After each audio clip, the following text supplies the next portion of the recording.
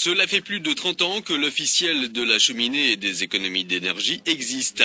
Alain de Tillières, rédacteur en chef de Cheminée Magazine, présente le numéro actuellement en kiosque. Le numéro en kiosque à l'heure actuelle est un numéro très important puisque c'est celui de la sélection de l'année, c'est-à-dire où sont décernées les flammes d'or de la cheminée qui sont un peu, on va dire, les diplômes d'honneur de la profession et qui sont placés sous le haut patronage du Comité de France.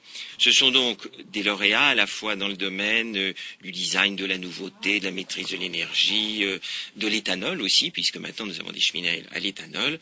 Mais c'est aussi un numéro dans lequel prennent place traditionnellement tous ceux qui œuvrent dans le domaine de la tradition, c'est-à-dire l'artisanat d'art, la fonderie pour les plaques d'âtre, etc.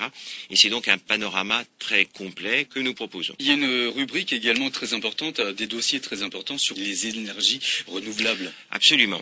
On peut dire en ce sens que c'est la première revue écologique, entre guillemets, c'est-à-dire consacrée à une énergie renouvelable. Elle a été fondée à la fin des années 70. Elle a donc fêté il y a peu son 30e anniversaire.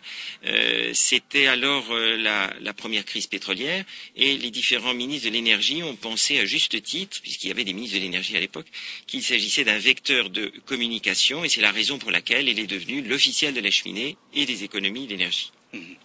Quel est votre lectorat? À qui ça s'adresse en fait votre revue? Alors, c'est un magazine en fait qui est destiné en priorité à toutes les personnes désireuses d'être accompagnées dans leurs projets, que ce soit pour la cheminée, les poêles, les accessoires, etc., du choix à la pose, en passant par le fonctionnement, les nouveautés et d'une manière générale tout l'art de vivre au coin du feu. Retrouvez cette chronique kiosque d'info sur france-info.com.